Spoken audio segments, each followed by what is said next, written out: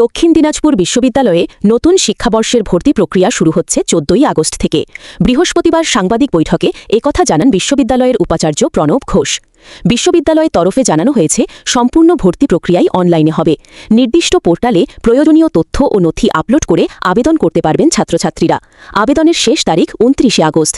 ৩০শে August প্রকাশিত হবে মেধা তালিকা। ভর্তি প্রক্রিয়াটা আমরা অলরেডি পাঠিয়ে দিয়েছি, অ্যাডভার্টাইজমেন্টের জন্য মিডিয়াকে দিয়ে দিয়েছি, আর আমাদের ওয়েবসাইটে দিয়ে দেওয়া হয়েছে।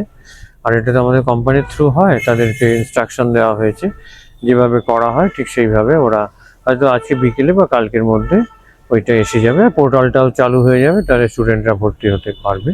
ইতিমধ্যে স্টুডেন্টরা এসেছিল আমাদের কাছে, তারা জিজ্ঞেস করছিল স্যার কবে থেকে শুরু হবে, সেটা আমরা বলে দিয়েছি ওদেরকে।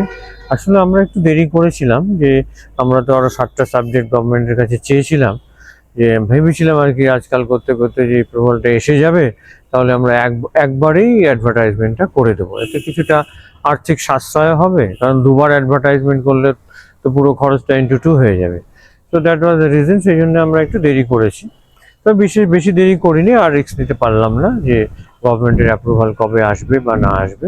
সেই জন্য আমরা ইমিডিয়েটলি যে 3টে সাবজেক্ট আমরা পড়াই সেটাতে আমরা অ্যাডভার্টাইজমেন্ট করে দিলাম।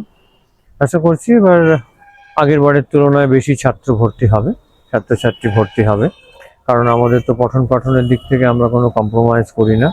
যদিও আমাদের পরিকাঠামো খুবই খারাপ, কিন্তু আমাদের টিচাররা, আমাদের স্টুডেন্টরা ভীষণ অ্যাটেন্টিভ, টিচাররা ভীষণ সিনসিয়ার, এবং তাদের এফোর্টেই দেখা যাচ্ছে যে পাশের হার, হাইয়েস্ট পার্সেন্টেজের হার বা ফার্স্ট ক্লাসের হার দিনে দিনে বেড়ে যাচ্ছে। এবং আমাদের ছেলেমেয়েরা যারা পাস করছে তারা আইদার কোনো চাকরিতে জয়েন করছে, অথবা তারা নেট কোয়ালিফাই করে হায়ার স্টাডিজের জন্য তারা বড় বড় ইনস্টিটিউটে যাচ্ছে।